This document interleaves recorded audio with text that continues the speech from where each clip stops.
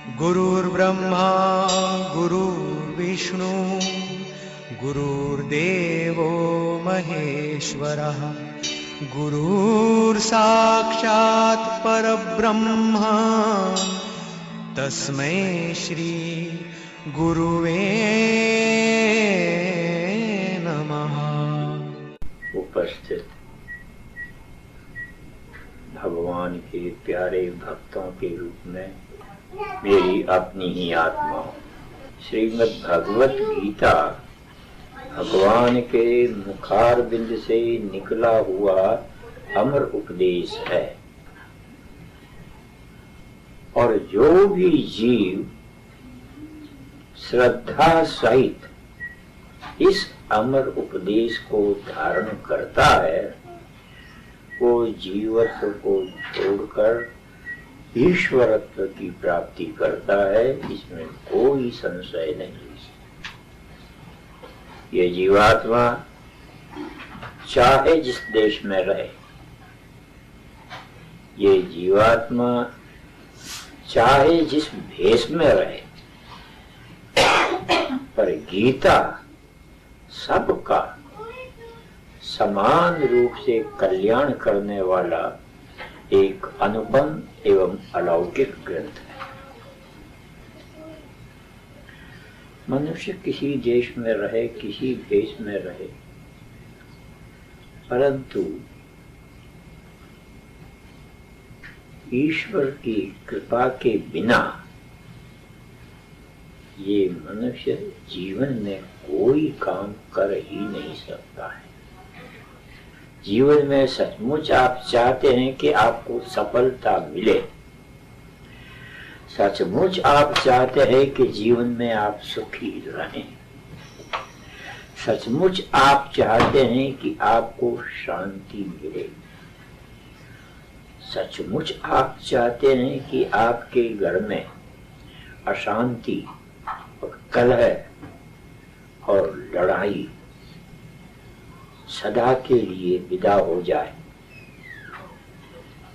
तो केवल एकमात्र साधन है ईश्वर की शरण में आ जाना। बिना ईश्वर की शरण लिए ये संभव नहीं। अब आपने देखा कि कोई काम हम करें संसार में, उसके पहले कुछ काम हमें करने पड़ते हैं। जैसे आपको भोजन बनाना है, तो भोजन पीछे बनेगा, पहले आग जलनी चाहिए। आग नहीं जली, भोजन नहीं बनेगा। कोई विद्या आप पढ़ें, पहले आपको उस विद्या की अल्फाबेट सीखनी पड़ती है। अंग्रेजी पढ़ना है तो ABCD सीखना पड़ेगा, नहीं तो अंग्रेजी नहीं आएगी। अगर कोई चाहे कि हम ABCD तो नहीं पढ़ेंगे लेकिन MA करना चाहते हैं, तो समझना चाहिए कि इस आदमी का दिमाग खराब है। अगर आप हिंदी पढ़ना चाहते हैं तो पहले अ आ ई सीखना पड़ेगा। कौन है जी, अ आ ई तो नहीं सीखेंगे, पहले हम तो वेद शास्त्र पढ़ेंगे, तो उसकी खोपड़ी खराब है, ऐसा हो नहीं सकता। अगर आप कोई मंदिर बनाना चाहते हैं, मस्जिद बनाना चाहते हैं, गुरुद्वारा बनाना चाहते हैं, या चर्च बनाना चाहते हैं, या घर ही बनाना चाहते हैं, पहले आपको प्लॉट की आवश्यकता है। आपके नहीं प्लॉट में हमारा विश्वास नहीं है। प्लॉट पे विश्वास नहीं है तो वो चर्च या मंदिर या मकान क्या अपनी खोपड़ी पे बनाओगे या पेट पर? हर एक चीज की सफलता के लिए उसकी सफलता का साधन पहले जरूरी है। तो अगर आप अपना जीवन सफल करना चाहते हैं तो गीता के ज्ञान के बिना आपका जीवन सफल हो ही नहीं सकता, क्योंकि गीता भगवान के मुखार बिंद से निकली है और बाकी दुनिया के सारे शास्त्र गीता में से निकले हैं, बाद में निकले हैं, वो भी लोगों ने निकाले, लोगों ने बनाए। किसी धर्म को देख लो आप, कोई न कोई बाबा जी ने बनाया या किसी न किसी गुरु जी ने बनाया है या किसी न किसी महापुरुष ने बनाया और किताबें भी बनाई है। केवल एक गीता है जो किसी पंडित की बनाई हुई नहीं, किसी बाबा की बनाई हुई नहीं, किसी गुरु की बनाई हुई नहीं। और इसीलिए गीता आज संसार में जितने महापुरुष और विद्वान और ज्ञानी महात्मा वगैरह या फिलोसफर्स हैं, सब इस गीता को आदर से देखते हैं। पर कई अज्ञानी लोग हैं, वो कहते हैं गीता हमारे समझ में नहीं आती। उनके समझ में आती है। क्या आती है? फिल्मी गाने अगर सुनाओ उनकी समझ में आती है। सिर हिलाएंगे, खूब खूब नाचेंगे, खूब ताड़ियां बजाएंगे, बिल्कुल ठीक है, इसमें उनका कसूर नहीं है। उनको अच्छी संगत मिली नहीं जो उनको जीवन को सफल बनाने का रास्ता दिखा सके। सड़क पे डॉलर होता नहीं, नोट्स, ऐसे हजारों नोट पड़े हो, घास पड़ा हो, गधा उधर निकलेगा तो घास को ही समझेगा, उसको घास प्यारा लगता है, घास समझ में आता है, नोट नहीं समझ में आते। तो क्या घास से नोट की कीमत कम हो गई?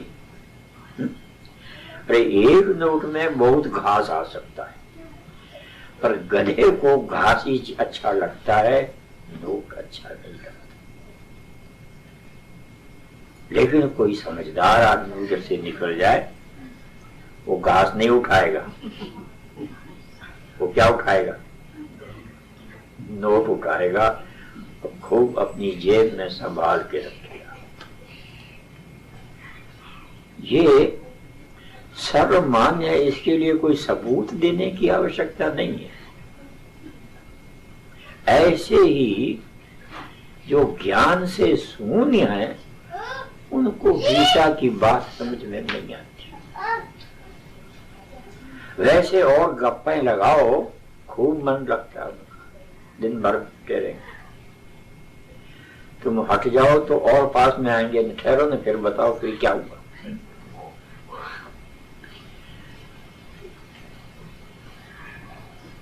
आज सवेरे 20 आदमी मेरे पीछे पड़ गए,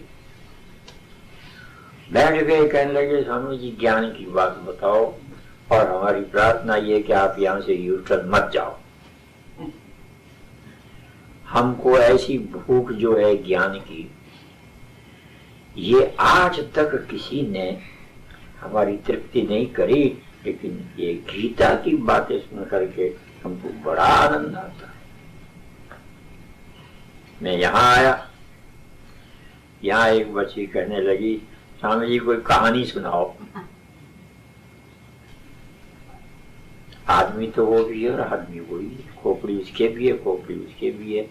एक को कहानी प्यारी लगती है, कहानी में मन लगता है, तो दूसरे को तत्व ज्ञान प्यारा है, तत्व ज्ञान सुनना चाहता है। तत्व ज्ञान में कहानी नहीं होती। सज्जनों, ये गीता आप सारी पढ़ लो, कहीं एक भी कहानी है ही नहीं इसमें, कैसे मन लगेगा आपका? क्योंकि ये तो तत्व ज्ञान की है ना, इसमें तत्व ज्ञान भरा हुआ है। और वो तत्व ज्ञान जान लेने के बाद दुनिया की कोई चीज जानने की इच्छा नहीं होती। घर में कभी अशांति नहीं होगी, मन में कभी अशांति नहीं होगी, आनंद ही आनंद होगा। तो बताओ, आपको तत्व ज्ञान की बात बतावें या कहानी सुनावें? तो आप कहेंगे कि दोनों। मुझे पता है ना, आपने दोनों। तो चलो मैं आज दोनों ही सुना दूंगा आपको, कहानी भी सुनाऊंगा और थोड़ी सी तत्व ज्ञान की बात भी सुनाऊंगा। अभी आपने गीता पाठ किया तो सबसे पहले एक मंत्र बोला था आपने, वसुदेव सुतम देवम कंस चाणूरमर्दनम देवकी परमानंदम कृष्णम वंदे जगद्गुरुम।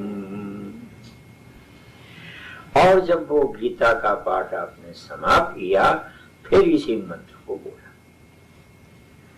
बात ये है, मैंने अभी कहा था कि घर में भोजन बनाना है तो आग पहले चाहिए, स्कूल में पढ़ाई करनी है तो अल्फाबेटिक पहले सीखना चाहिए, शहर में कोई बिल्डिंग, सिनेमा हाउस या कुछ गुरुद्वारा बनाना है तो प्लॉट पहले चाहिए, दुकान वगैरह खोलनी हो तो प्लॉट चाहिए। ऐसे ही तत्व ज्ञान की गीता अगर समझना है, गीता क्या है? गीता है ज्ञान का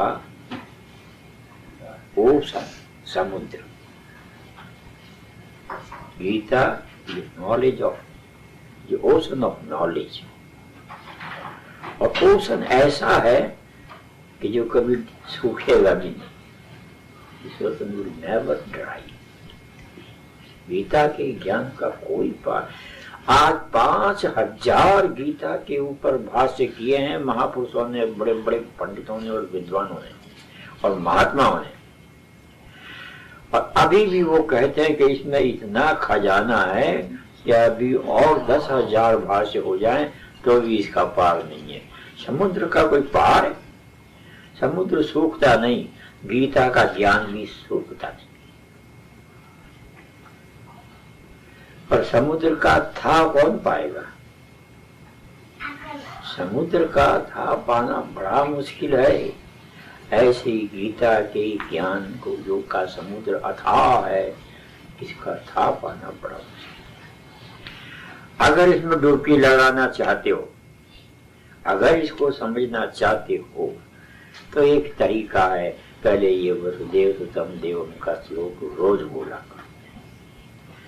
इस मंत्र में अनेक फायदे हैं।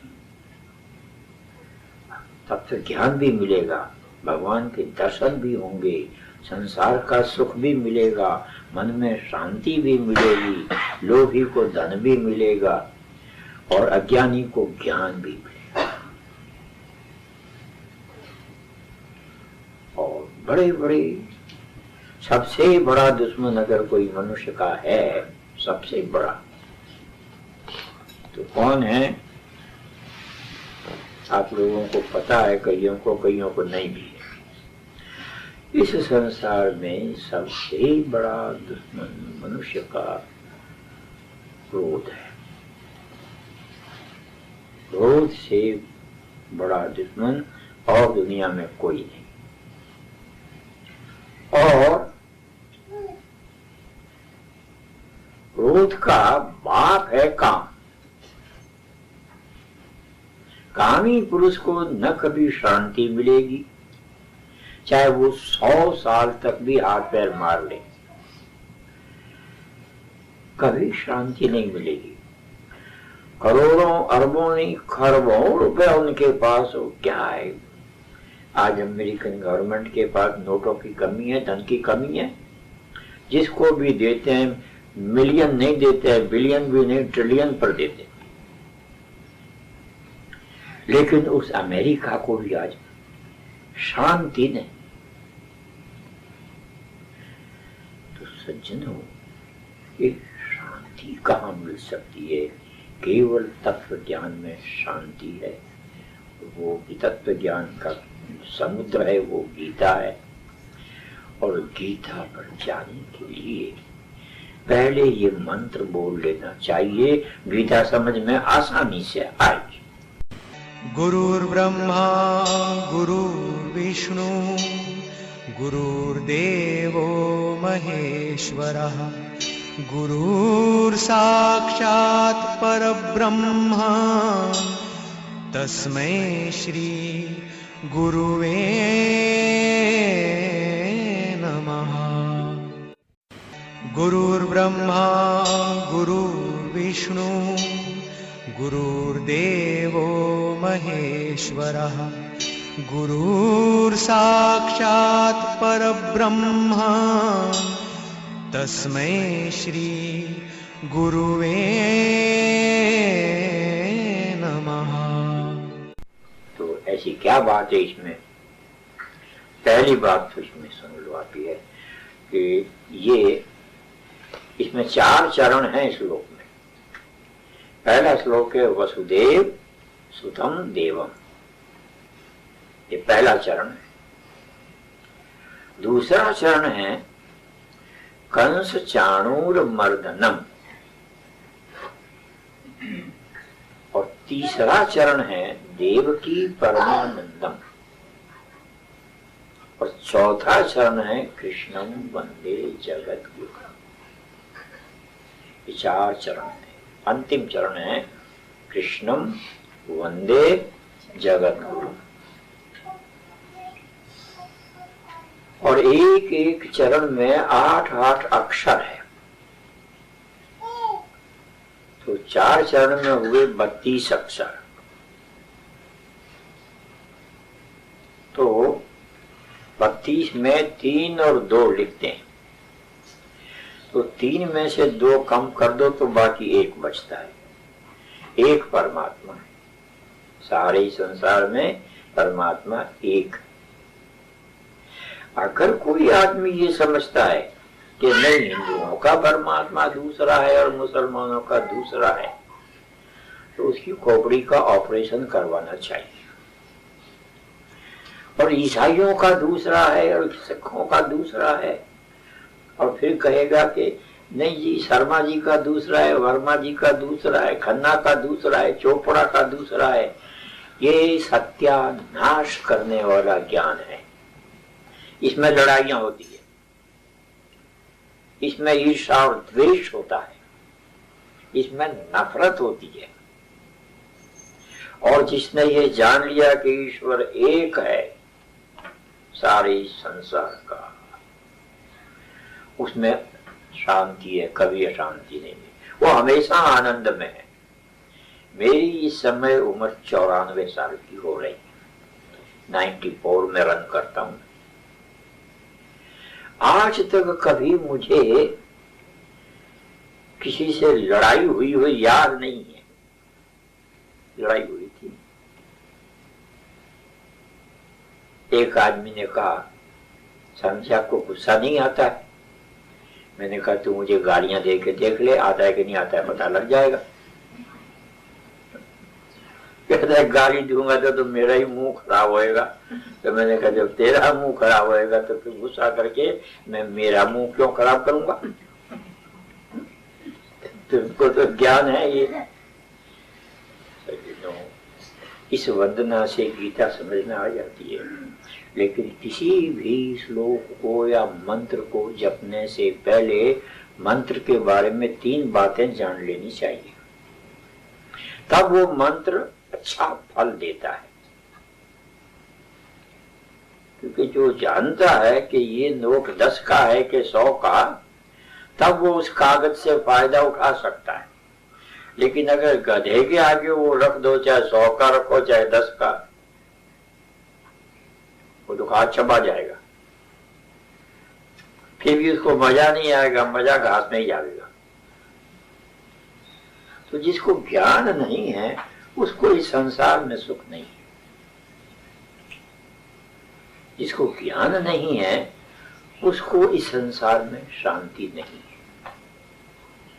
वो हमेशा खुद भी जलता है और अपने परिवार को भी जलाता है।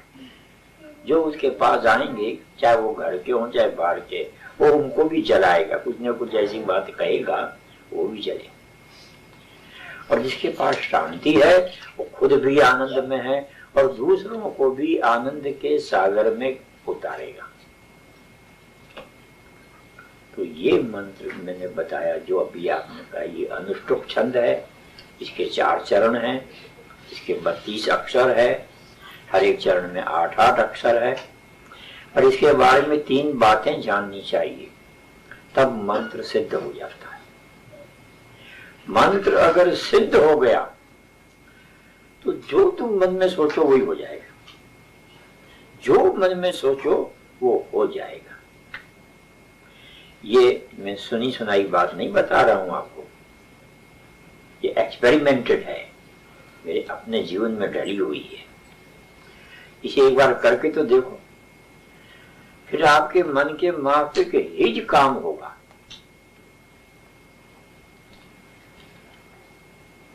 तो मुझे इसका अनुभव है। तो 3 बातें क्या जाननी चाहिए? एक तो ये जानना चाहिए कि जिस मंत्र का हम जप करते हैं, इस मंत्र का देवता कौन है। हर एक मंत्र का एक देवता होता है। उस मंत्र के जपने से वो देवता की जब जागृति हो जाती है, जब देवता जग जाता है, वो हमारे सारे काम पूरे कर देता है। जो मन में सोचेंगे वो हो जाएगा। तो मंत्र का देवता। दूसरा ये जानना चाहिए कि इस मंत्र का ऋषि कौन है। और तीसरा ये जानना चाहिए कि इस मंत्र का छंद क्या है। वो वोट से नहीं बनाया शरीर का देवता। क्या आपने वोट दिया था? नहीं दिया था। वो तो सेल्फ मेड है स्वामी इसका शरीर का। और अभी मैंने कीर्तन में भी कहा, जो मन अपने का स्वामी है उसको मिलते तत्काल हरि। भगवान के दर्शन उसी को होते हैं जो अपने मन का स्वामी है, इसने शरीर का स्वामी, उसको भगवान का दर्शन होता है। स्वामी कैसे बनना है ये गीता सिखाती है, इसके लिए गीता सीखना जरूरी है। अगर आपको लकड़ी से कमाई करनी है तो कारपेंटरी सीखो, और लोगों के शरीरों को ठीक करके कमाई करना है तो डॉक्टरी सीखो, और अगर मिट्टी से कमाई करनी है तो इंजीनियरिंग सीखो। मकान बढ़िया बढ़िया बनाओ, 8 मंजिल 10 मंजिल 20 मंजिल 100 मंजिल बना लो। तो जो करना है आपको विद्या तो सीखनी पड़ेगी।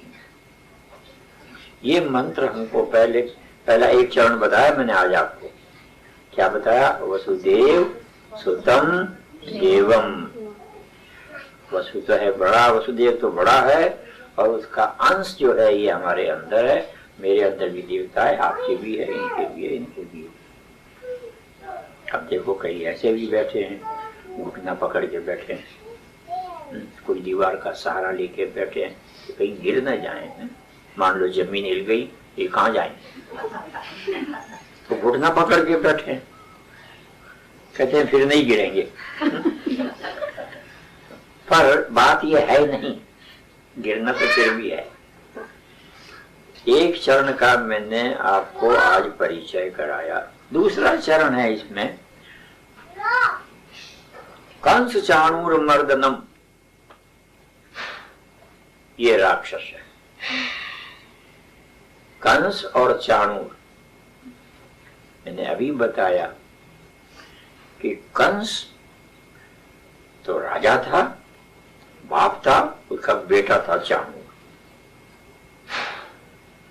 जब कभी उसको तकलीफ होती वो झट आ जाता, अनइनवाइटेड, बुलाना नहीं पड़ता। तो आपके शरीर में वो दोनों बैठे हुए हैं। कंस तो है कामना, आपके मन में कामना है, कोई न कोई कामना है, और उस कामना को जरा सी ठेस पहुंची कि झट क्रोध आ जाता है, कहता तुम घबराओ मत, मैं आ गया हूं, मैं आ गया हूं, तुम घबराओ मत। इतना अच्छा पेटफुल है सन है। तो कंस चाणू, और ये हैं बड़े दुष्ट दोनों। ये जहां रहेंगे वहां शांति रहेगी, शांति रह नहीं सकती। ये जहां रहेगा वह दुख रहेगा, सुख रह नहीं सकता। ये जहां रहेंगे ईर्ष्या और द्वेष रहेगा, प्रेम रह नहीं सकता। और कई लोग दुखी हैं, कहते स्वामी जी बड़ा क्रोध आता है हमको, बताओ न कैसे ये इस क्रोध को रोकें। और उनको आपने तो बताया नहीं कि सीता हरण हो गई, फिर वापिस औरत हुई कि नहीं हुई? हिरण समझते हो ना आप? तो जब सीता हरण हो गई तब तो राम जी रोने लगे। ये तो आपने कहा, फिर ये नहीं बताया कि वो हिरण हो गई तो फिर वापिस औरत हो ही जाए क्या हिरण?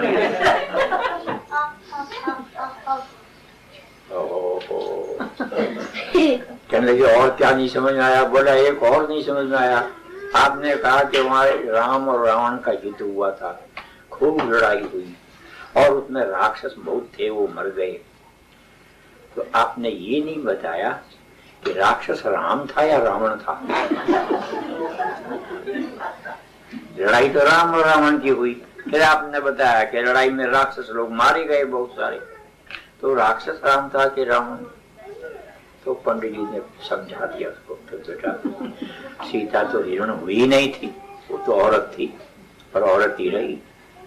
तो सीता हिरण नहीं हुई, फिर वापिस औरत बनने का सवाल नहीं उठता। और राक्षस जो है, न तो राम राक्षस था और न रावण राक्षस था, ये दोनों ही विद्वान थे। एक तो मैं राक्षस था जो तेरे जैसे वो कथा सुनाई, और दूसरा तू राक्षस है जो जाकर की ये कथा सुनाई। ऐसे कथा सुनते हैं। तो ये कंस और चाणूर दोनों राक्षस, तो जहां रहेंगे अशांति रहेगी। जब तक यहाँ क्रोध है और काम है, शांति की आशा मत करो। और तुम नहीं, बल्कि तुम जिस घर में रहोगे उस घर में भी शांति नहीं रहेगी, और तुम जिस देश में रहोगे उस देश में भी शांति नहीं रहेगी। एक राक्षस था रावण, लंका में रहा, सारी लंका का सत्यानाश हो गया। तो जहां तुम रहोगे वहां अभी भी जिस एक कोई राक्षस खड़ा हो जाता है, सारे देश का सत्यानाश करा देता है, गांव की गांव चला देता है। तो पर क्या ये कंस और चाणूर जो है हमारे अंदर है, इसका नाश करता है। कौन करता है? देवता, आत्मा करेगी। तो राम रावण की लड़ाई में राम को कई बार लड़ना पड़ा रावण से, वो मरे ही नहीं, सिर काटे फिर सिर आ जाए। लेकिन कंस की लड़ाई में भगवान कृष्ण जब पहुंचे तो फर्स्ट इंटरव्यू में ही कंस मर गया, सेकंड इंटरव्यू ही नहीं हुई उनकी। ये है देवता। देवता में देवता जहाँ रहेगा वहां राक्षस रहेगा ही नहीं। तो फर्स्ट इंटरव्यू में ही खत्म। जब आपको ब्रह्म ज्ञान हो जाएगा तब आप में क्रोध और काम रहेंगे। अभी आप में क्रोध इसलिए है, कामना इसलिए है कि आपको ब्रह्म ज्ञान है। ब्रह्म क्या है इसका आपको पता नहीं। मुझे एक पंजाबी भाई मिला, उसने कहा स्वामी जी जरा ब्रह्म ज्ञान हमको भी सिखा दो। मैंने कहा ब्रह्म ज्ञान में तो तुम पढ़े हुए हो। तो वो बेचारे को आती नहीं थी हिंदी से, तो बोली ना तो ब्रह्म ज्ञान। तो मैंने कहा ब्रह्म में तो हो ही हो, गीता में ब्रह्म ज्ञान नहीं है, ब्रह्म ज्ञान है। और तुम्हारे जीवन में ब्रह्म ज्ञान नहीं है, ब्रह्म ज्ञान है जिसको तुम मिटाना चाहते हो। देव की परमानंद, ये धरती माता देव की है जिस पर हम सब बसते हैं। ऐसा आदमी अगर पैदा हो जाए देवता, तो सारी धरती को परमानंद देगा। फिर धरती पर जो है लड़ाइयां नहीं। कृष्णम वंदे जगत गुरु। कृष्ण कहते हैं जो अपनी तरफ खींचता है। तो जो अपनी तरफ खींचता है, आप संसार में फंसे हुए हैं, विषय भोगों में फंसे हुए हैं, फिर भी आपको अंदर से कोई खींचता है कभी कभी कि क्या रखा है संसार में। स्वामी जी कोई ऐसा बताओ नहीं संसार से मुक्ति हो जाए। तो मैंने कहा मैं बता दूंगा। बोला क्या? तो आज से तुम मेरे पास रहना शुरू कर दो, पढ़ाई करी तो तुमको कई बरस लगे अंग्रेजी सीखने में, ABCD सीखने में। मेरे पास ज्यादा नहीं तो थोड़े 2 साल रहे। मैं कहा स्वामी जी बच्चे अभी छोटे हैं। ये बच्चे खींच रहे हैं तुमको, बाहर के बच्चे तुमको, तुम्हारे शरीर को खींच रहे हैं, नोच रहे हैं, खा रहे हैं। और अंदर से तुमको वो बैठा हुआ कृष्ण खींच रहा है कि मेरी तरफ आ। ये लड़ाई है, ये कौरव पांडव की लड़ाई है, तुम्हारे अंदर ही जाए। कौरव पांडव की लड़ाई तो कभी भी खत्म होगी। गुरुर्ब्रह्मा गुरुर्विष्णु गुरुर्देवो महेश्वरः गुरुर्साक्षात् परब्रह्म तस्मै श्री गुरुवे नमः। गुरुर्ब्रह्मा गुरुर्विष्णु गुरुर्देवो महेश्वरः गुरुर्साक्षात् परब्रह्म तस्मै श्री गुरुवे नमः। ये कंस और चाणूर जो है हमारे अंदर है, इसका नाश करता है। कौन करता है? देवता, आत्मा करेगी। तो राम रावण की लड़ाई में राम को कई बार लड़ना पड़ा रावण से, वो मरे ही नहीं, सिर काटे फिर सिर आ जाए। लेकिन कंस की लड़ाई में भगवान कृष्ण जब पहुंचे तो फर्स्ट इंटरव्यू में ही कंस मर गया, सेकंड इंटरव्यू ही नहीं हुई। ये है देवता। देवता में देवता जहाँ रहेगा वहां राक्षस रहेगा ही नहीं। तो फर्स्ट इंटरव्यू में ही खत्म। जब आपको ब्रह्म ज्ञान हो जाएगा तब आप में क्रोध और काम रहेंगे। अभी आप में क्रोध इसलिए है, कामना इसलिए है कि आपको ब्रह्म ज्ञान है। ब्रह्म क्या है इसका आपको पता नहीं। मुझे एक पंजाबी भाई मिला, उसने कहा स्वामी जी जरा ब्रह्म ज्ञान हमको भी सिखा दो। मैंने कहा ब्रह्म ज्ञान में तो तुम पढ़े हुए हो। तो वो बेचारे को आती नहीं थी हिंदी से, तो बोली ना तो भरम ज्ञान। तो मैंने कहा भरम में तो हो ही हो, गीता में भरम ज्ञान नहीं है, ब्रह्म ज्ञान है। और तुम्हारे जीवन में ब्रह्म ज्ञान नहीं है, भरम ज्ञान है, जिसको तुम मिटाना चाहते हो। देव की परमानंद, ये धरती माता देव की है जिस पर हम सब बसते हैं। ऐसा आदमी अगर पैदा हो जाए देवता, वो सारी धरती को परमानंद देगा। फिर धरती पर जो है लड़ाइयां नहीं। कृष्णम वंदे जगत गुरु। कृष्ण कहते हैं जो अपनी तरफ खींचता है।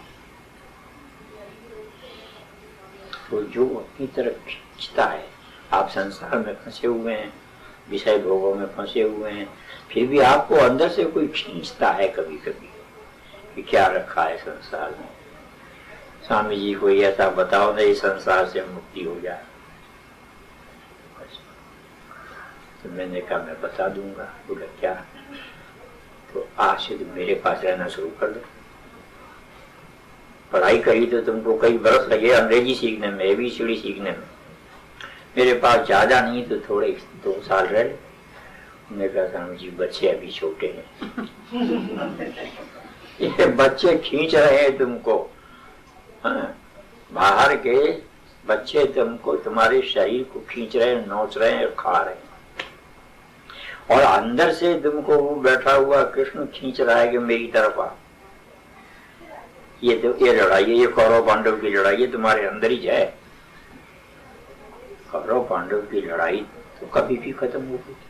अरे हजारों लड़ाइयां हुई है, महाभारत की लड़ाई से बड़ी लड़ाई हुई, कई बरस चली, पर हम उनका पाठ नहीं करते हैं। इसका यूं करते हैं, ये हमारे अंदर है तो चल रही है। कौरव कहते हैं कि अभी बच्चे छोटे हैं, और कई लोग तो बच्चों को भी खूब मारते हैं, गाड़ियां देते हैं, बेचारे बच्चे भाग जाते हैं। फिर ऐसे माँ बाप को कहते माँ बाप थोड़ी राक्षस है, मुंह भी नहीं देखते, भाग जाते हैं। करते नहीं करता। तो कैसा है कि ये कौरव वृत्ति हमारे अंदर है, तो इसका नाश कौन करेगा? पांडव वृत्ति करेगी। पांडव वृत्ति जो जगाएंगे वो भगवान जगाएंगे, और वो गीता के ज्ञान से जगेगी। देवकी परमानंदम कृष्णम वंदे जगत गुरुम। उन कृष्ण को जो अंदर से हमको खींच रहा है, और आज आप यहाँ आ गए, मुझे पता है गीता सुन करके भी आप यहीं भूल जाओगे, पल्ला झाड़ के चले जाओगे। जो हमने आज यहाँ सुना वो यही ठीक है, और फिर भी वो अंदर बैठा तुमको खींचता है बारंबार। एक दिन आपको संसार छोड़ना है। राजी से छोड़ो चाहे नाराजी से, हंसते हुए छोड़ो चाहे रोते हुए, संसार छोड़ना है। इस संसार को कैसे छोड़ना चाहिए किसी को पता नहीं। सब जानते हैं, मुझे पता है, आप यहाँ जितने बैठे हैं और मैं जितनों से मिलता हूँ वो सब जानते हैं कि हमको संसार छोड़ना है, और एक पैसा हमारे साथ में नहीं ले जाएंगे, बिल्कुल झूठ। अब जानते तो हैं फिर भी छोड़ते नहीं है। अरे छोड़ो ना, बोला अभी ठहर जाओ, हम भी तो ठहर जाएंगे, लेकिन अभी छोड़ोगे तो दुनिया सब कहेगी ये महात्मा जी आ रहे। जहां जाओगे कहेंगे महात्मा जी आए, और तुम छोड़ोगे नहीं, और जबरदस्ती तुमसे जब छुड़ाया जाएगा तब सब कहेंगे कि कौन जा रहे हैं? बोला मिट्टी जा रही, फलाने सेठ की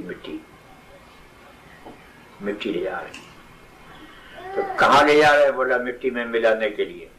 ले जाके या तो कहीं खड्डा खोद के गाड़ देंगे, या लकड़ियां धर के जला देंगे, राख बना देंगे। खाक का पुतला बना है, खाक नहीं मिल जाएगा, ऐसे खाते तो सब हैं।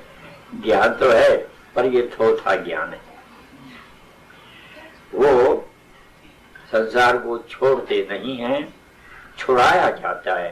तो जब छुड़ाया जाएगा तब तुम कहलाओगे मुर्दे या मिट्टी, और छोड़ दोगे अपने मर्जी से तब तुम कहलाओगे महात्मा। एक बार छोड़ के देखो तो सही, टेम्परेरी छोड़ थोड़े। कैसे छूटेगा? तो ये कृष्णम वंदे जगत गुरुम, उस कृष्ण को हम वंदना करते हैं, नहीं प्रणाम करते हैं। कैसा है वो जगत गुरु है। ऐसे जगत गुरु बहुत है संसार में, लाखों जगत गुरु मिलते हैं। हमारे हाथ में भी कई जगत गुरु आते हैं, ठहरते हैं, हम उनको भोजन कराते हैं।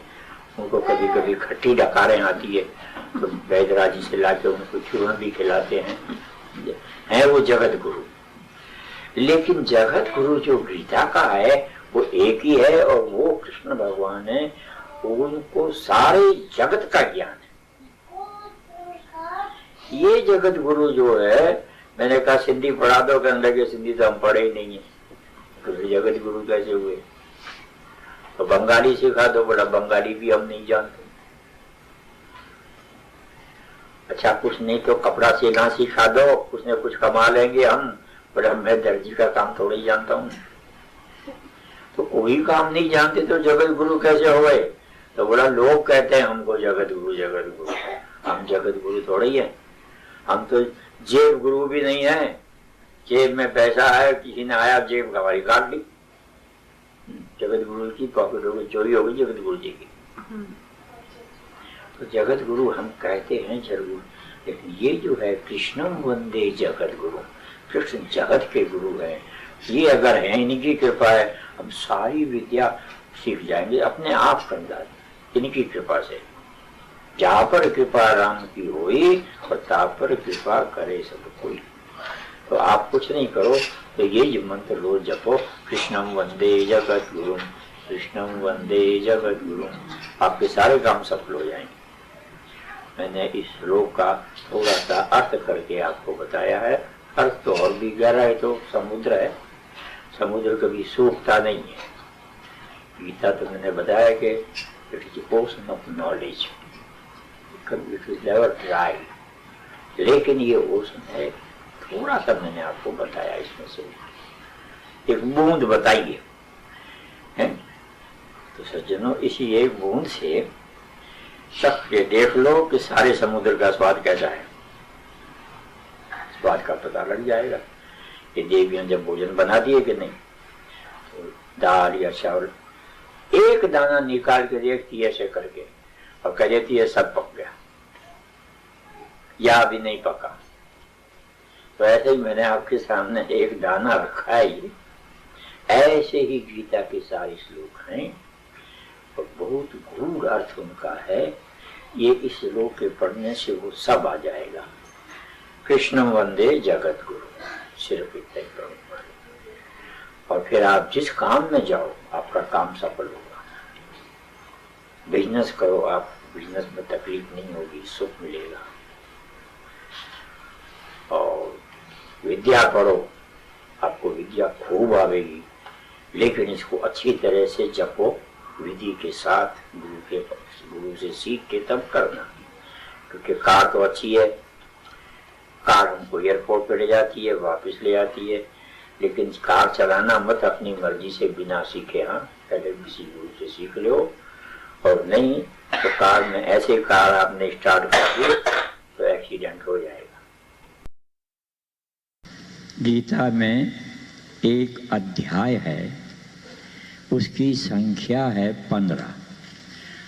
उसमें एक मंत्र है, उसकी भी संख्या है 15।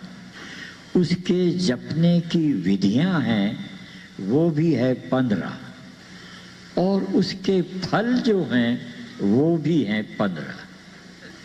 मंत्र एक ही है। जैसे जमीन एक ही है, पर उसमें से कोई सब्जी निकालता है, कोई अन्न निकालता है, कोई फल निकालता है, कोई फूल निकालता है। तो गीता माता तो धरती माता से भी श्रेष्ठ है। वो मंत्र है, मैं आपको पहले सुना देना चाहता हूँ। 15वां है, इस प्रकार है।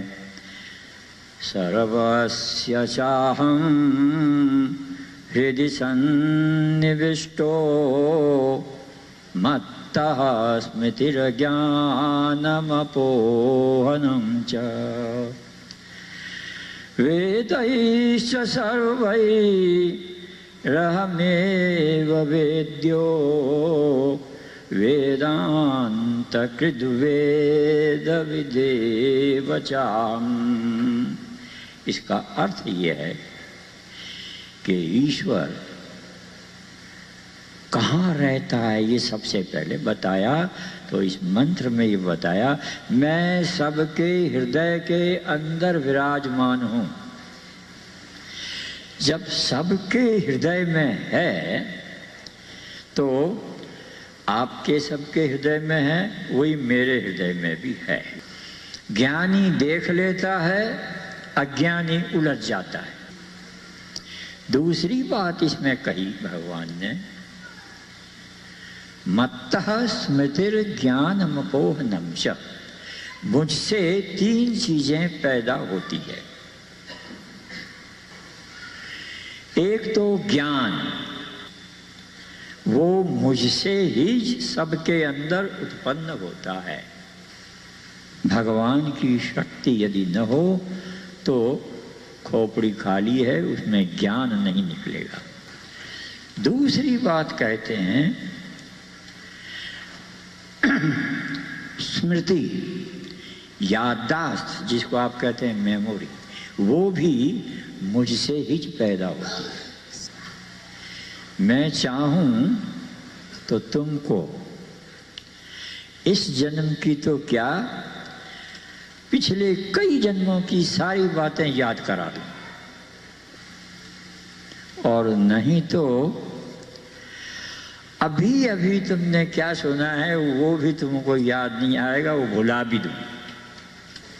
तो स्मृति भी मुझसे पैदा होती है, ज्ञान भी मुझसे पैदा होता है, और भूलना भी मुझसे ही पैदा होता है। स्मृति कहते हैं जो हमने कभी पहले देखा या सुना या कहा वो आज फिर याद आ जाए, उसको कहते हैं स्मृति। और ज्ञान कहते हैं जो न तो कभी सुना, न कभी पढ़ा, न कभी बोला, और एक नई चीज हमें सूझ जाए, वो ज्ञान है।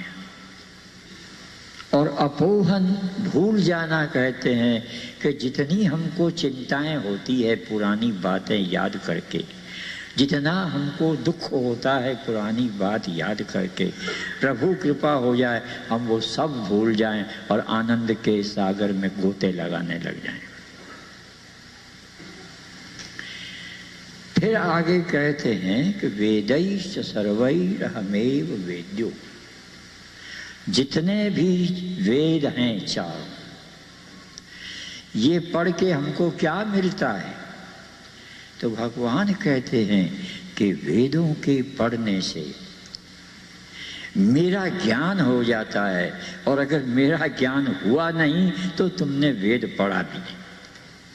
फिर कहते हैं वेदांत कृत, सब वेदों का रचने वाला भी मैं ही हूं।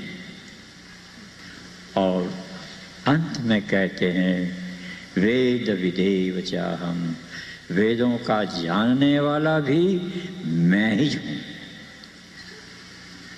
सज्जनों, ये 5 बातें परमात्मा के संबंध में इस मंत्र में कही गई है। इसको जान जाने के बाद कोई चीज संसार में फिर आपको जानने के लिए नहीं रह जाती है। गुरुर्ब्रह्मा गुरुर्विष्णु गुरुर्देवो महेश्वरः, गुरुर्साक्षात् परब्रह्म तस्मै श्री गुरुवे नमः। गुरुर्ब्रह्मा गुरुर्विष्णु गुरुर्देवो महेश्वरः, गुरुर्साक्षात् परब्रह्म तस्मै श्री गुरुवे नमः। तो एक अर्थ बता दिया। अब एक कहानी बता दूं। ये बच्चे जो कहते थे कहानी सुना दो, तो कहानी कह करके मैं खत्म कर देता हूँ। ये एक महात्मा थे, तालाब के किनारे पर बैठे हुए, और रोज वो ये श्लोक पढ़ते थे, वसुदेव सुतम देवम कंस चाणूरमर्दनम देवकी परमानंदम कृष्णम वंदे जगत गुरुम। ऐसे मंत्र पढ़ते थे, तब भोजन करते थे तालाब पर बैठ करके, और इसी मंत्र को तो 1000 बार रोज पढ़ते थे। एक दिन उस तालाब पर एक गाय आ गई पानी पीने के लिए। गाय थी भारी, जो पानी पीने के लिए पानी में घुसी तो कीचड़ में पैर फंस गए। अब जब गाय जोर लगावे तो जरा भारी ज्यादा थी, तो बजाय ऊपर आने के वो ज्यादा अंदर जाने लगी। वहीं एक कसाई आया बकरियों को पानी पिलाने के लिए।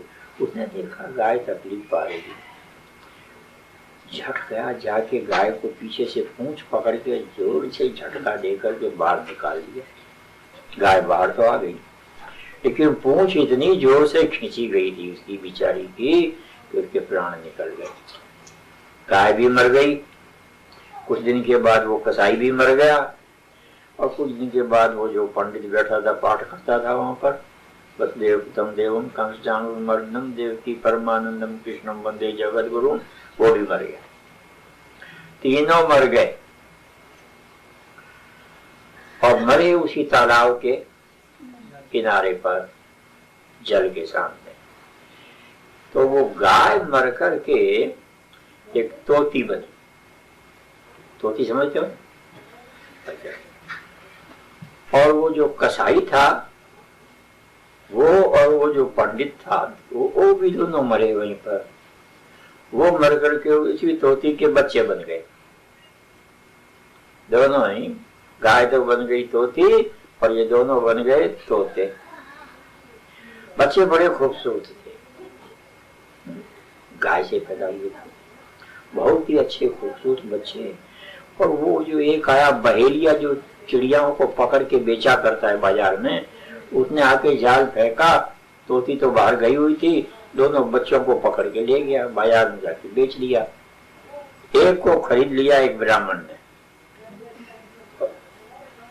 और ले गया अपने घर। अब वो ब्राह्मण करता क्या था? कुछ नहीं करता था, बस यही वसुदेव सुतम देवम कंसचाणूरमर्दनम देवकी परमानंदम कृष्णम वंदे जगत गुरुम रोज मंत्र जपे। और ब्राह्मण था तो, और इस मंत्र को जपने वाले सज्जन तो हो ही जाते। तो कोई उसके घर आता तो ब्राह्मण कहता नमस्कार, आइए, आपने बड़ा कष्ट किया, मैं आपकी क्या सेवा करूं? और तो मेरे पास कुछ नहीं है। अच्छा यही बोलो, वसुदेव सुतम देवम कंसचाणूरमर्दनम, वो सब बोलते हैं सही। क्या आज आप आ गए ना यहाँ पर? ठीक है, तो एक बार आप भी बोलो, वसुदेव सुतम देवम कंसचाणूरमर्दनम देवकी परमानंदम कृष्णम वंदे जगद्गुरुम। 75 वर्ष हो गए, मैंने अन्न नहीं खाया, पानी नहीं पिया, नमक नहीं खाया, लेकिन पता लग गया मुझे आज यहाँ आकर के कि आप लोग बड़े दयालु हैं और बड़े परोपकारी हैं। कि कमजोरी मुझे नहीं आई, मेरी कमजोरी आप में आ गई है। ऐसे बोलते हो? अरे 4 बार खाना खाते हो, सवेरे ब्रेकफास्ट और फिर लंच और फिर इवनिंग और फिर डिनर। ये तो घरवाड़ियां बेचारी खुश है तो भगवान ने रात अच्छी बनाई, नहीं तो ये लाला लोग रात को भी कह के मिडनाइट की डिनर लौट आई। ठीक है, मैंने कहा एक बार बोलो तो आप ऐसे बोले, बोलो वसुदेव सुतम देवम कंसचाणूरमर्दनम देवकी परमानंदम कृष्णम वंदे जगद्गुरुम। सच बोलना, ये आवाज अच्छी थी या पहले वाली थी? आप तो वही है। ये संघ का रंग है। पहले आपको संघ था कंस का, उसने कहा मत बोलो, नहीं बोले। अब भी आपको संघ हो गया कृष्ण का, कहा बोलो था, बोल। ये संघ का रंग है तुम्हारा। जब इसने ये मंत्र बोले, एक दिन ब्राह्मण ने सोचा कि ये तोता है। अब वो तोता कभी कोई नहीं हो ब्राह्मण तो कोई आ गया तो तोता भी वैसा ही बोलता है कि आइए आइए, आपने बड़ा कष्ट किया, आपकी मैं क्या सेवा करूं? बोलो वसुदेव सुतम देवम कंसचाणूरमर्दनम। अब वो जब बोले तो सब लोग तारीफ करने लगे कि पंडित जी ये तोता कहाँ से आया? ये तो कोई ऋषि मालूम होता है, पूर्व जन्म का देवता मालूम होता है। पंडित जी भी बड़े खुश होते थे। एक दिन पंडित जी को ख्याल आया कि मैं गरीब आदमी हूँ, मैं कहीं चला गया, पीछे ये भूखे मारे मर जाएगा तोता, तो इसको किसी ऐसे को दे दूं कि वो इसकी देखभाल अच्छी तरह से करे। तो पूजा करने जाया करता था राजा के यहाँ। तो एक दिन तोते को ले गया और राजा को दे दिया कि ये आप रखो, ये तोता बड़ा अच्छा है। राजा ने उसके लिए सोने का पिंजरा बनाया और जहाँ बैठता था दरबार में वहां उसको टांग दी। अब वो तोता वहां राजा के पास कौन आएगा? राजा के पास आते हैं जज साहब, राजा के पास आते हैं मिनिस्टर, राजा के पास आते हैं सुपरिंटेंडेंट, बड़े बड़े ऑफिसर आते हैं, जनरल वगैरह पहुंच के। वो जब आवे तो तोता बोले आइए आइए, बताइए आपकी मैं क्या सेवा करूं? आपको बहुत कष्ट हुआ होगा। अच्छा बोलिए वसुदेव सुतम देवम कंसचाणूरमर्दनम। तोते की आवाज सबको अच्छी लगती थी। अब सब राजा की तारीफ करे कि राजा साहब ये तोता आप कहाँ से ले आए, कमाल का तोता है। और राजा भी जब उसकी आवाज सुने तो बड़ा खुश हुए। अपनी तारीफ में कौन नाराज होता है? राजा की ज्यों तारीफ होने लगी राजा खुश होने लग गए, प्रशंसा होने लगी बड़ी। अब राजा ने कहा कि ये जब से तोता आया है सारे शहर में मेरी तो इज्जत बढ़ गई, और जितने लोग आते हैं बड़े बड़े राजे महाराजे, उनका सबका ये हाल, सब तारीफ करे। सारे राजे महाराज यहाँ वो भी कहें कि ये तोता का आपको भाग्य से मिला है। आप सुन रहे हो ना सब? आपको जो बच्चे मिले हैं ये भी तोते ही हैं। इनको पढ़ा दो गीता तो समझ लो कि तुम्हारे भाग्य से ऐसे बच्चे मिले, और नहीं तो बच्चे तुम्हें गाली गलौज देंगे मम्मी डैडी को। तो टीवी देखते हैं ना, जैसे टीवी में देखते हैं पिक्चर, सिनेमा देखते हैं, फिर माँ बाप को भी दिखाते हैं अपनी सिनेमा। तो ये संग का रंग होता है। तो उसने देखा बड़ा अच्छा हो गया, राजा बड़ा प्रसन्न। अब जरा उसकी सुन लो दूसरे तोते की। तो दूसरा तोता जो बेचा था उसने, वो कोई एक कसाई ले गया खरीद के, उसने ले जाके पिंजरे में रख के अपने दुकान पे टांग दिया। दुकान से कोई भिखमंगा आया कि भाई एक पैसा दे दो, तो कसाई कहता है हट्टा कट्टा जवान है, पैसा मांगता है, शर्म नहीं आती है, जा यहाँ से। अरे भाई दे दो, जाता है कि नहीं जाता है, नहीं तो सिर फोड़ दूंगा अभी तेरा। कसाई बोलता, वो तोता भी यही सीख गया। अब कभी कसाई नहीं हो और कोई ग्राहक आवे उसकी दुकान पे, तो वो तोता कहे अबे क्यों आया तू यहाँ पर, तेरे बाप की दुकान है। तो देखता है, अरे क्या देखा है, तेरी आंखें फोड़ दूंगा, जाता है कि नहीं जाता, नहीं तो तेरा सिर तोड़ दूंगा। ग्राहकों ने कहा ये कमबख्त कैसा तोता ला के रखा है इस कसाई ने, इसकी दुकान पर कभी आएंगे ही नहीं। धीरे धीरे कस्टमर बंद हो गए, कस्टमर में गए आने नहीं लगे। अब तो बेचारा रोने लगा, भूख के हमारे घर में घरवाली झगड़ा करे कि पैसा लाओ, और पैसा नहीं है। बच्चा कहता है हमको पैसा दो, तो पैसा नहीं, कहाँ से लावे, दुकान में बिक्री हो तब तो लावे, और दुकान में कोई ग्राहक आते नहीं। जो आवे तो तोते की आवाज सुनकर के सब भाग जा। बड़ा दुख हुआ। एक दिन ईद आ गई, सोचा कि आज जो कुछ मिलेगा तो जाके घरवाली को दूंगा कि कम से कम ईद तो मना ले बेचारी। यूं ही सवेरे सवेरे दुकान खोली और वो तोता बोला अबे तू यहाँ क्यों आया है। कसाई ने देखा ये क्या देखा, अरे क्या देखा है, तेरी आंखें फोड़ दूंगा मैं, तेरे बाप की दुकान है ये, जाता है कि नहीं जाता है। अब तो कसाई को गुस्सा आया, ये मुझे पूछता है कि तेरे बाप की दुकान है, इसके बाप की है क्या दुकान। कसाई को गुस्सा आ गया, और आता ही ये कसाइयों को तो गुस्सा आता है। आदमी को भी गुस्सा आए तो समझो कि इसके अंदर कसाई बोल रहा है ये नरक में जाएगा। गीता में लिखा है कि काम क्रोधस्थ, ये काम क्रोध और लोभ जो है ये नरक का दरवाजा है। तो समझो कि ये नरक में खड़ा है यहाँ दरवाजे के अंदर। तो उसने कसाई ने जब देखा ये गाड़ी जाए, कसाई को गुस्सा आ गया। तो गुस्सा आ जाए तब आदमी क्या करता है, वो काम करता है जो करना नहीं चाहिए, दूसरों को मारने पीटने का। उसने एक डंडा उठाया कसाई ने और खींच के पिंजरे पे मारा, वो पिंजरा टूट गया, लेकिन वो दबक गया तोता। पिंजरा टूट गया, तोता उड़ के भाग गया। उसने कहा खैर हुआ कि चला गया, जब से ये आया मेरी तो ग्राहक की चौपट हो गई, सारा बिजनेस मेरा ठप हो गया। उसको शांति हुई, तोते को भी शांति हुई कि इसके पिंजरे से मैं निकला। ऊंचे मकान पे जाके बैठा, ऊंचा मकान था राजा का, मैं वहां जाके बैठ गया।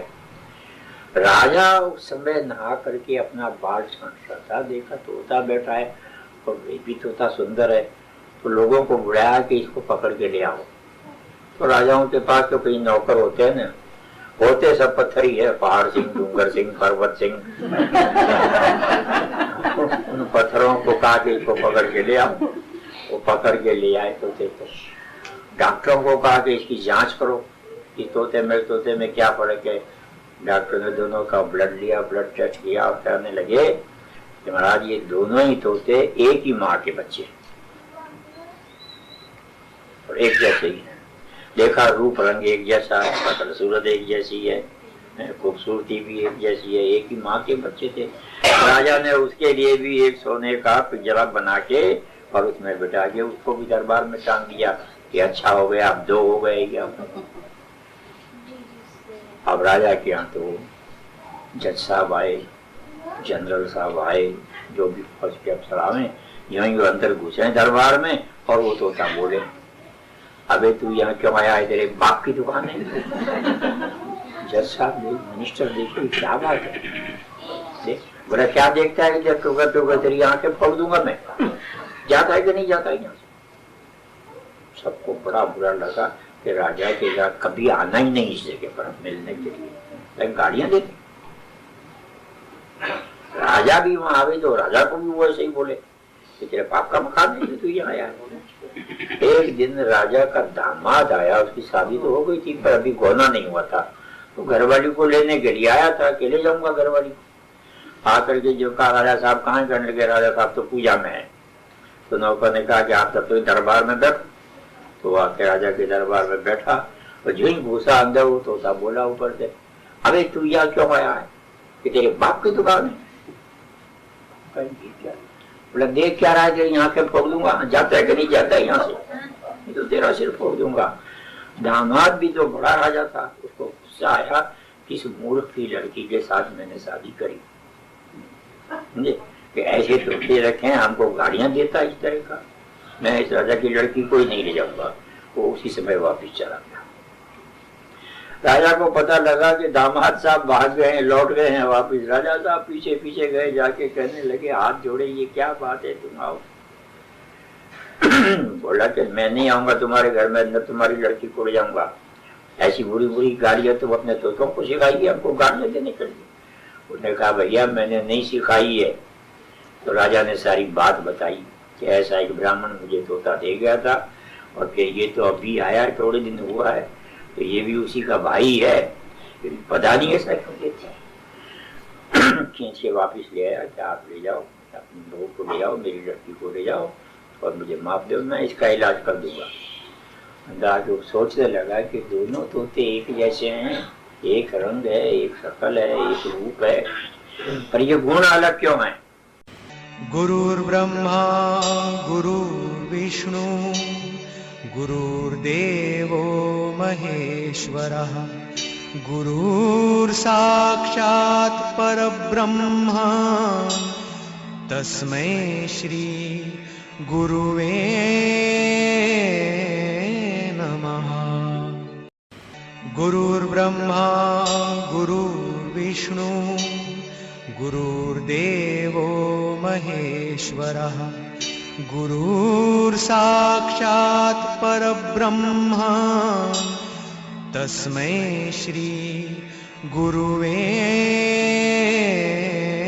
नमः।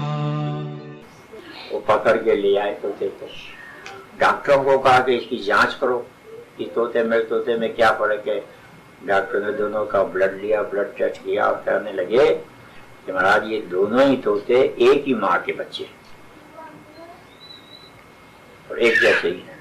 देखा रूप रंग एक जैसा, शकल सूरत एक जैसी है, खूबसूरती भी एक जैसी है, एक ही माँ के बच्चे थे।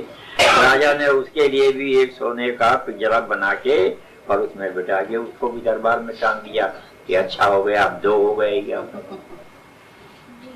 अब राजा के यहाँ तो जज साहब आए, जनरल साहब आए, जो भी फौज के अफसर आए, यही अंदर घुसे दरबार में और वो तोता बोले अबे तू यहाँ क्यों आया है, तेरे बाप की दुकान है।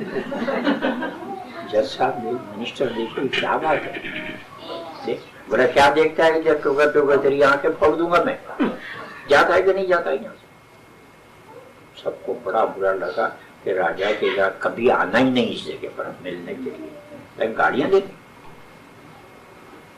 राजा भी वहां आवे तो राजा को भी वो ऐसे ही बोले कि तेरे बाप का मकान नहीं, तू यहाँ आया। एक दिन राजा का दामाद आया, उसकी शादी तो हो गई थी पर अभी गौना नहीं हुआ था, तो घरवाली को लेने के लिए आया था, अकेले जाऊंगा घरवाली को। आकर के जो कहा, राजा साहब कहाँ करने लगे, राजा साहब तो पूजा में है। तो नौकर ने कहा कि आप तब तो दरबार में बैठो। तो आके राजा के दरबार में बैठा और जो ही घुसा अंदर वो तोता बोला ऊपर से, अबे तू यहाँ क्यों आया है, कि तेरे बाप की दुकान है। बोला देख क्या रहा है, यहाँ के फोड़ दूंगा, जाता है कि नहीं जाता है यहाँ से, तो तेरा सिर फोड़ दूंगा। दामाद भी तो बड़ा राजा था, उसको गुस्सा आया कि इस मूर्ख की लड़की के साथ मैंने शादी करी, समझे, कि ऐसे तोते रखे हैं, हमको गाड़ियां देता इस तरह का, मैं इस राजा की लड़की को ही नहीं ले जाऊंगा। वो उसी समय वापिस चला गया। राजा को पता लगा कि दामाद साहब भाग गए हैं, लौट गए हैं वापिस। राजा साहब पीछे पीछे गए, जाके कहने लगे हाथ जोड़े, ये क्या बात है, तुम आओ।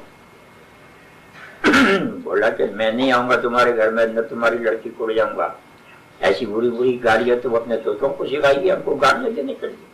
उसने कहा भैया मैंने नहीं सिखाई है। तो राजा ने सारी बात बताई कि ऐसा एक ब्राह्मण मुझे तोता दे गया था और फिर ये तो अभी आया है, थोड़े दिन हुआ है, तो ये भी उसी का भाई है, पता नहीं ऐसा क्यों देते। खींच के वापिस ले आया कि आप ले जाओ, अपनी बहू को ले आओ, मेरी लड़की को ले जाओ और मुझे माफ दो, मैं इसका इलाज कर दूंगा। अंदाज वो सोचने लगा कि दोनों तोते एक जैसे हैं, एक रंग है, एक शक्ल है, एक रूप है, पर ये गुण अलग क्यों है? तो वो पहला जो तोता था, कृष्णम वंदे जगत गुरु, उसकी जबान खुल गई भगवान की कृपा से और वो तोता बोला, एको माता एको पिता।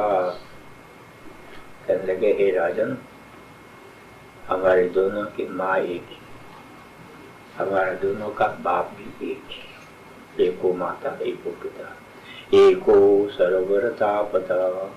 और हम दोनों ने तपस्या एक ही तालाब पे करी थी। मैंने ये मंत्र पढ़ा गीता का और ब्राह्मण था और इसने वहां पर गाय को बचाया था, तो ये भी मेरा भाई बना, मेरी माँ से ही पैदा हुआ। पर ये जिंदगी भर कसाई का काम करता था।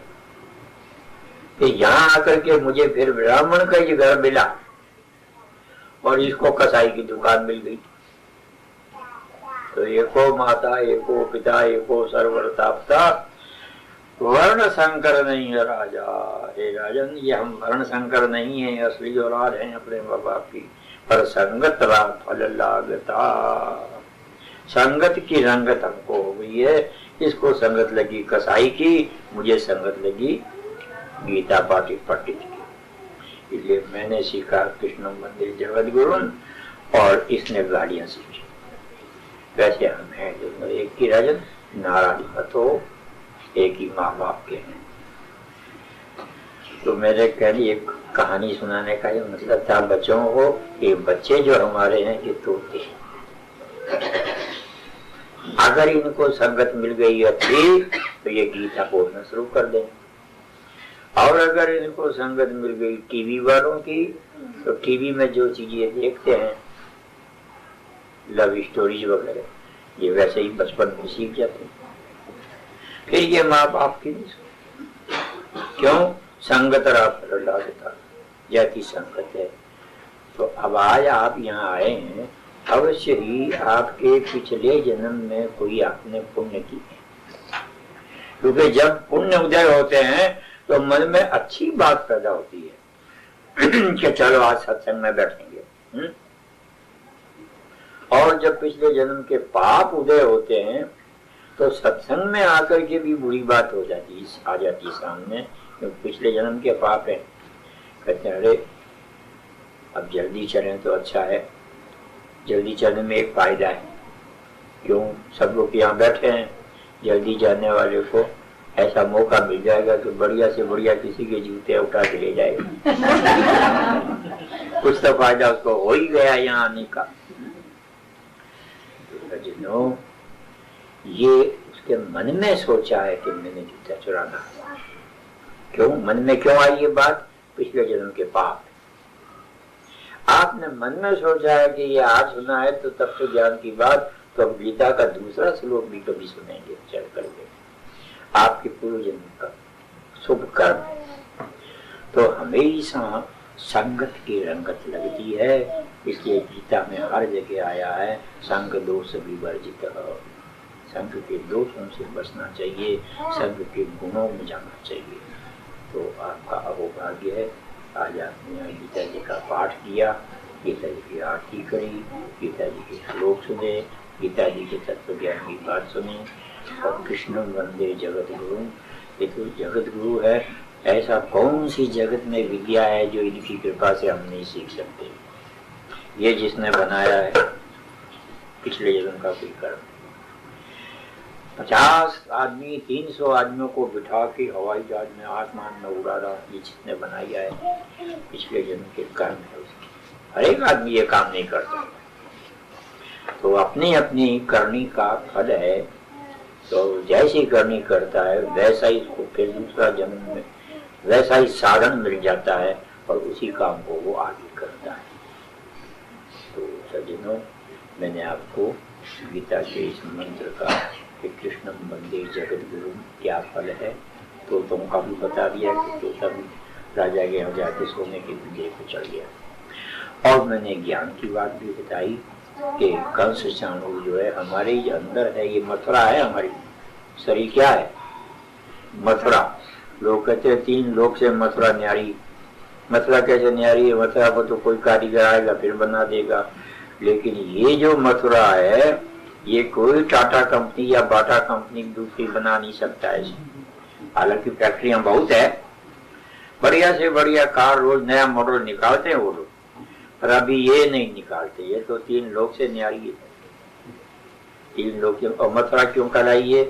मथुरा में 9 दरवाजे, होली गेट है, वृंदावन गेट है, दिल्ली गेट है, डी गेट है। तो ऐसे ये भी मथुरा है, इसमें भी 9 दरवाजे हैं। 2 तो ये है 2 गेट, और 2 ही ये है 4, और 2 ही ये है 6, और 1 ये। कितनी गेट हुई? 7, और 2 नीचे है 8 और 9। अब ये ऐसी गेटें हैं, और ये 9 गेट वाला दरवाजा है, 9 दरवाजे वाली मथुरा। ये 3 लोक से न्यारी है। मेरा बताओ, दांत भगवान ने बनाए हमारे, ये कौन सा मसाला था जिसे उन्होंने दांत चिपकाए ऐसे छोटे मोती की तरह? कोई चिपका सकता है दूसरा? नहीं। क्या कहते ही नकली दांत बना लो, नकली तो नकली ही है फिर।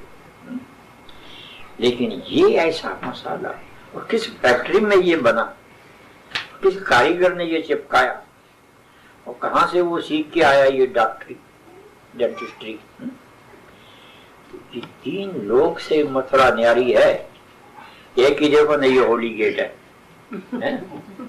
मथुरा का होली गेट है ये, इसमें जो डालो तो स्वाहा।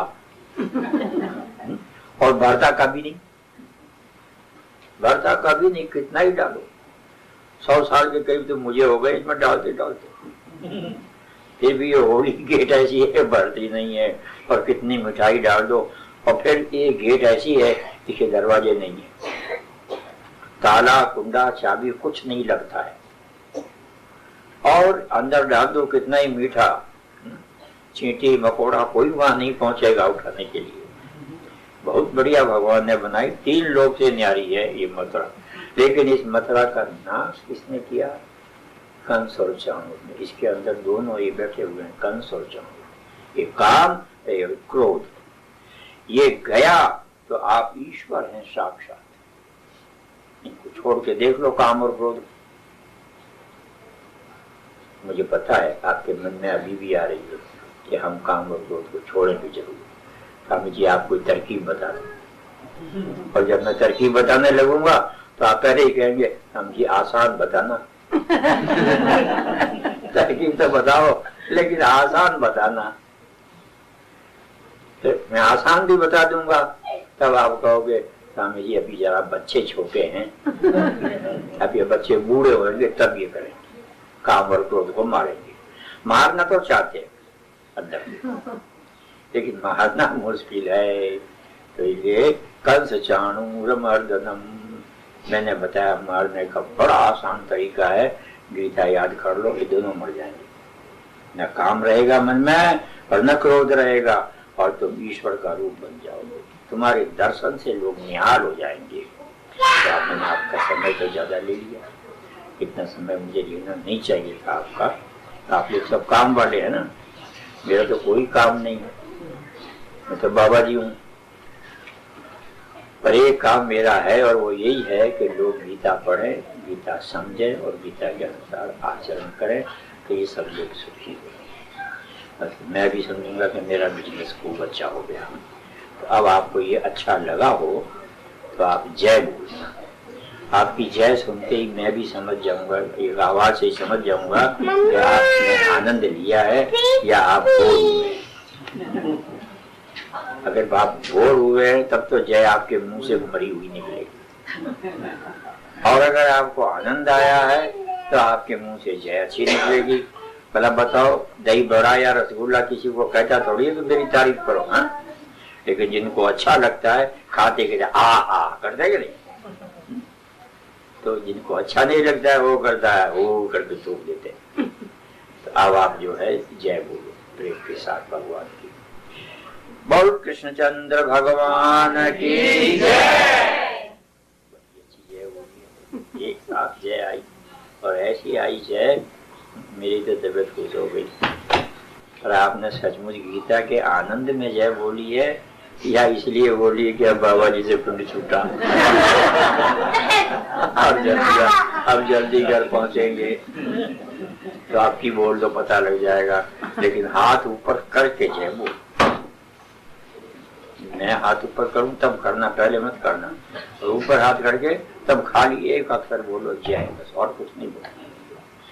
बोल कृष्णचंद्र भगवान की जय। मुझे ऐसी तो अगर आपने जय बोली तो जिसकी जय बोलते हो वो खुद भी यहाँ आके जय बोलनी शुरू कर देगा। आपकी प्रहलाद के लिए खंबे में से निकल आए थे तो आपके लिए दीवार में से निकल आएगा, कौन बड़ी बात है उसके लिए। तब तीसरी बार जय बोलो, जय 3 बार बोलनी चाहिए।